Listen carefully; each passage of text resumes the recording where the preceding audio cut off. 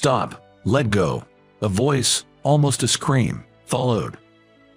Rushing towards the voice, I saw a woman, no, a girl, being held by her arm by someone in a black tracksuit.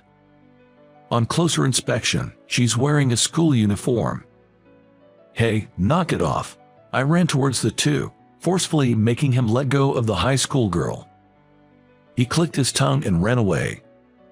Though the girl was saved, I ended up being really late for an important meeting. A few days later, when I went to the office, I was summoned to the CEO's office. "Bob, I'm thinking of sending you to one of our regional offices starting tomorrow." Even though I was late because I helped someone, the company was going to penalize me. Is this a demotion? Well, you can take it that way if you want. We can't have problematic employees here at the headquarters. You understand, right? With that said, I gave my brightest smile.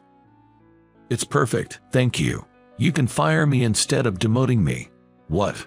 My words left the CEO in utter shock. "My name is Bob.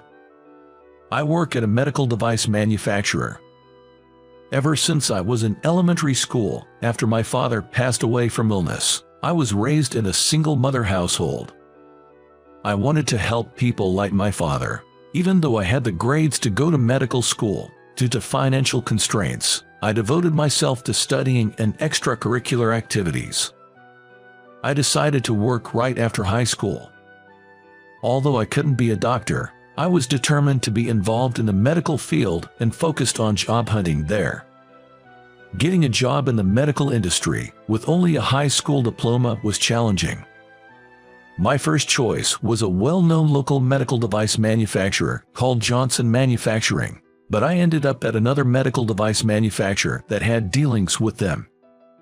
It wasn't Johnson Manufacturing, but it was a reasonably sized company, and I was honestly thrilled to have landed a job in the medical industry, which was my dream. "Bob, I got an offer from Johnson Manufacturing." I'll never forget the look on Mike's face as he ran up to tell me that. I had a classmate named Mike. Like me, he grew up in a single-mother household and, after high school, aimed to work in the medical field, so we job hunted together. At that time, Mike got a job at Johnson Manufacturing, which I had always admired. "Really, good for you." I said that to Mike, but deep down, I felt a pang of jealousy. When I was getting rejection notices, Mike was getting job offers. I felt like I couldn't compete with him, but deep inside, I wanted to surpass him someday. 3 years flew by since I joined the company straight out of high school. I got the hang of my job around this time, and a guy named Jake became the manager of my department. Manager Jake, who joined right after college, was decent at his job, and people, both in and outside the company, spoke highly of him, but behind the scenes, he looked down on me for coming from a single-parent household and not having a college degree. "Hey, do you really think Bob, a high school grad from a single mom's home, can handle such an important task?" Jake would say this so often, and he'd whisper so only I could hear. It was very annoying. Although it's true that I came from such a background and didn't go to college, I never retorted. But Jake seemed to take my silence as consent, belittling me daily. I tried not to let it bother me, but enduring it day after day was stressful.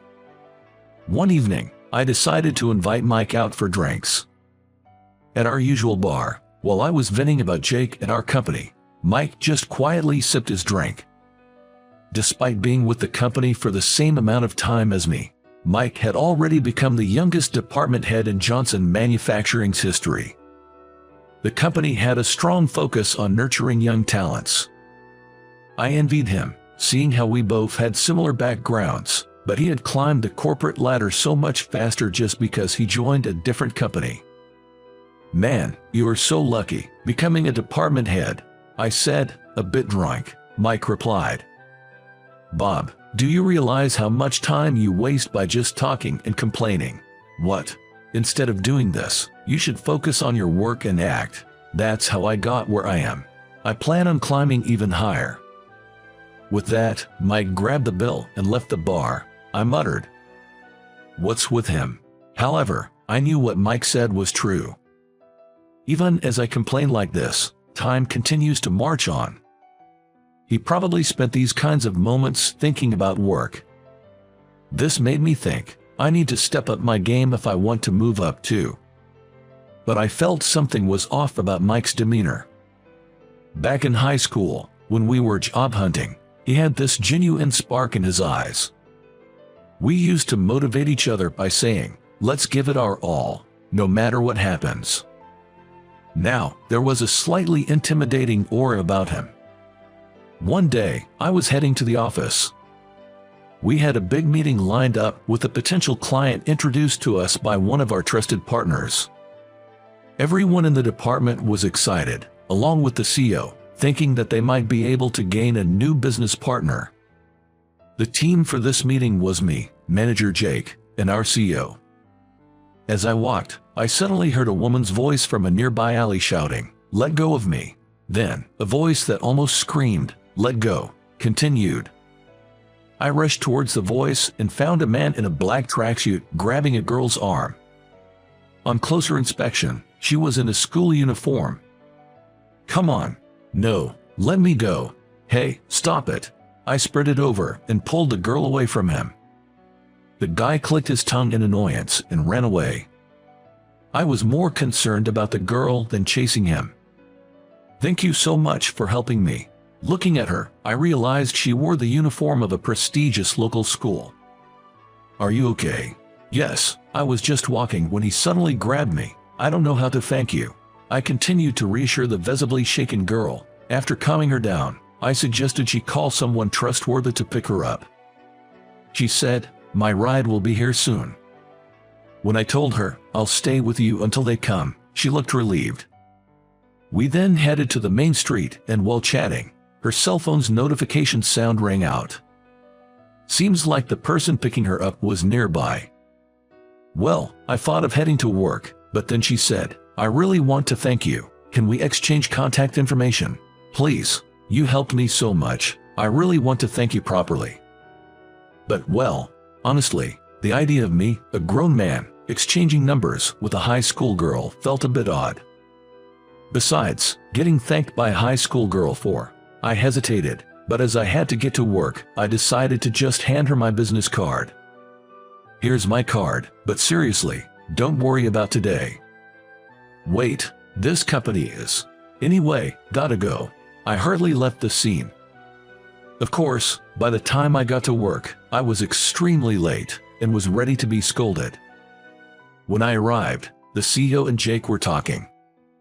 The moment they saw me, "Bob, why are you late on such an important day?" Jake yelled.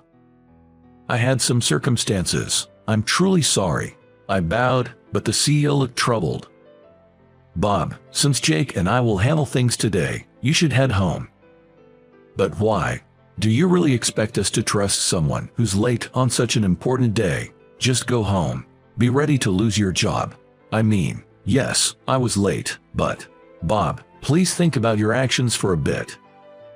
Getting yelled at by a red-faced Jake, I handed over the business documents I'd prepared to them and just left the company. I might be fired at this rate. From my point of view, I'd simply done what any decent person would.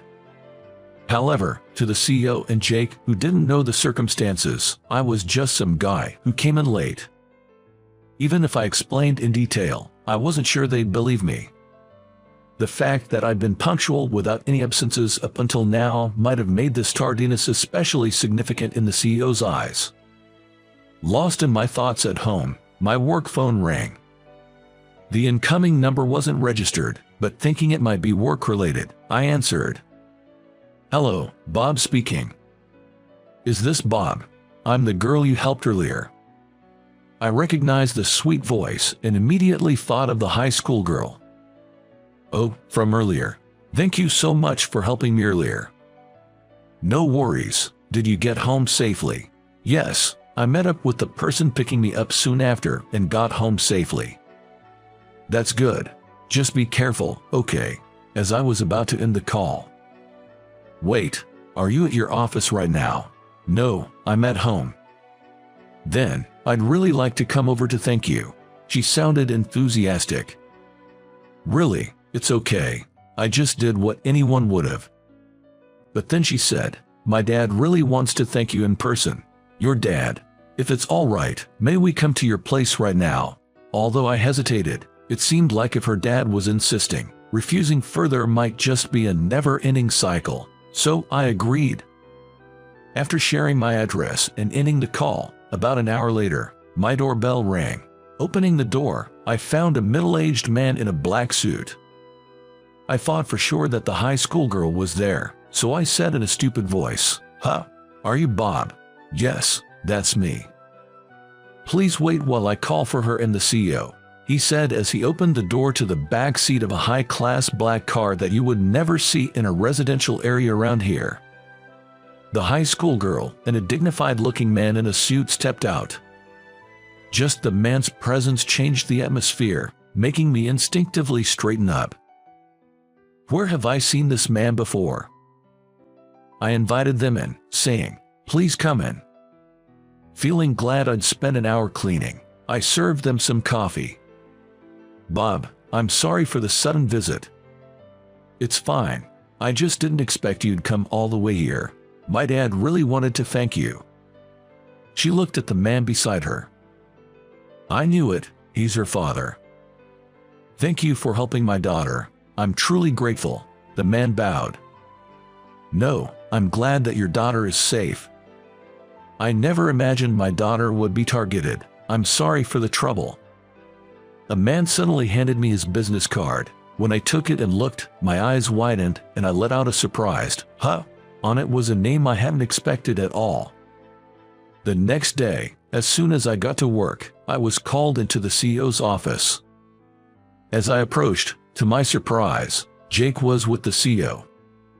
Then, the CEO told me I was being transferred to a regional sales branch. "Bob, starting tomorrow, I'm thinking of having you go to the regional branch." "CEO, is this a demotion?" "Well, you can take it that way if you want. We can't keep problematic employees at the headquarters, please understand." Hearing those words, I flashed my brightest smile. "That's perfect, thank you. Instead of a demotion, you can just fire me." "What?" The CEO's eyes went wide at my words. Smiling, I took an envelope out of my bag. "Actually, I've been thinking of resigning.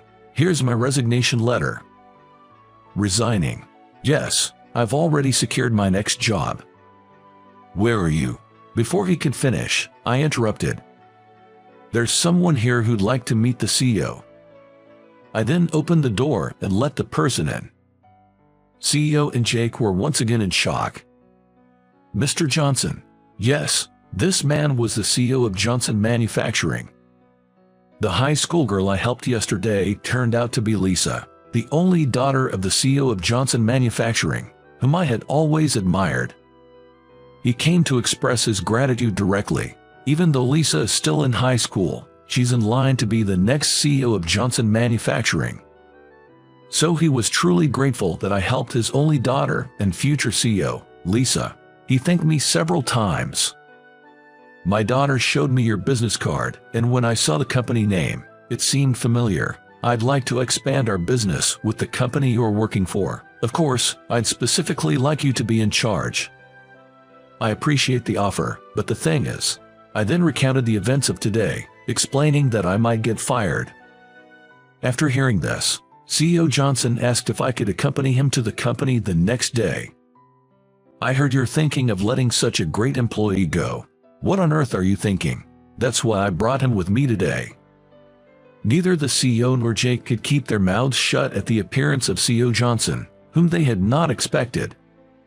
But this Bob has shown poor professionalism, and just the other day he was late. That's why we were thinking of this relocation. He was late yesterday because he was helping my daughter when she was in trouble. But what about his alleged poor professionalism? Well, he tends to slack off and supposedly takes credit for others' work. Did you see this yourself? No, Jake reported it to me, right? The CEO glanced at Jake, who shifted uncomfortably, murmuring, "Well, you see. Do you really believe he'd act like that?" "No, Bob has always been a hard-working guy since he joined." "Then why judge him this way and plan to demote him?" You were thinking of relocating Bob based solely on hearsay. The CEO squirmed, clearly uncomfortable. CEO Johnson sighed. It's unfortunate Bob isn't being evaluated fairly. If this is how you feel, I think he'd be a good fit at our headquarters. And so, I left my old job and began working at Johnson Manufacturing, a place I had always admired. Lisa was thrilled, and Mike gave me a friendly challenge. You won't outdo me. There's a significant difference in scale and staffing between my old job and Johnson Manufacturing, so I knew I had to give it my all to keep up. Every day was a grind. A few months later, the guy who assaulted me got arrested. Lisa called out to me. Really? Who was he? Some 20-year-old guy I've never met. You don't know him? No, I saw the photos, but I've never seen that person before. The police also seemed to suggest that the culprit was just following orders from someone. Someone? Who could it be? He said he got the job offer in DM after posting on social media about being willing to do anything for money. He's never met the person who gave him the instructions, and they only communicated via social media. That means there's a mastermind behind the attack on Lisa. I wondered if it might have been a rival company, but I couldn't come up with anyone like that. Time flew by, and both Mike and I continued to work at Johnson Manufacturing. I got promoted and became a department head. Meanwhile, Mike made even bigger strides, becoming an executive. Ever since I started here, I've been amazed at Mike's capabilities. The CEO has always been fond of Mike's work and intelligence. Now, Mike has become something of a right-hand man to the CEO. I also strive to keep up with him, working hard every day. Lisa graduated from high school and enrolled in a state university. She's now in her senior year. She's set to join Johnson Manufacturing next year and has told us about her determination to work hard. For now, she's enjoying her final year in college. In fact, Lisa and I have become quite close. Once she started coming to the office, we naturally began to interact more, and it didn't take long for us to get along well. Of course, we started dating after she graduated high school. I was thinking how great it would be if I could support her in both her personal and professional life. But then one day, I got a call saying Lisa had been attacked again. During the attack, Lisa fought back fiercely. In the process, she was pushed by the assailant, fell, and broke her arm. But the noise drew attention, and the attacker was arrested on the spot. To my shock, the perpetrator turned out to be Jake. My previous company, which I had left, had gained a bad reputation for the CEO's misjudgments, and had lost many of its clients. Though not bankrupt, the company had significantly downsized. Jake was laid off, blamed for the company's declining reputation. He was struggling to make ends meet with odd jobs. Then, someone handed him a bundle of cash and asked him to attack someone. He was told that if he succeeded, he might even get a job at Johnson Manufacturing. So, he attacked Lisa. Soon after this revelation, a cop appeared in front of Mike and me. "Mike, we'd like you to come to the station with us." Mike went with the police and didn't come back. That day, Mike was arrested. It turns out that Mike was the one who told Jake to attack Lisa, and the one who had previously asked him to attack Lisa in a back alley. "I really wanted to become the CEO of Johnson Manufacturing," he said. "Why did you do it?" I asked when I visited him. "If you become CEO, you'll get a lot of money, right?" Mike's family ran a small business. His father had fallen ill and couldn't get proper treatment because they didn't have enough money. I remembered Mike lamenting this over drinks once. If she was out of the picture, I could have become the CEO. And it's true. If Lisa hadn't been set to take over, Mike would have been the most likely candidate. He was that good. "With more money, I could have everything," he said with a smirk. I couldn't feel sympathy for the man in front of me, having done what he did for such selfish reasons. I never saw Mike again after that visit. A few years later, Lisa became CEO, and I currently work as an executive. With Lisa's youthful ideas, Johnson Manufacturing has grown as a bigger medical device company. Our sales are skyrocketing, and the company is thriving. Lisa and I got married and now have 3 children. We're living a truly happy life, with both our work and home life going smoothly. Even now, I always think about how things could have been different if Mike hadn't gone down that path. But he made his choices. He had plenty of time to rethink them. But I'll never forgive him for hurting Lisa for his own desires. Every time I see Lisa smile, I'm genuinely grateful she's safe. I feel it's my duty to mentor my subordinates and children so they never make choices like Mike did. I hope they'll grow up to help those in need. Who knows, they might have a dramatic turn in their life, just like mine.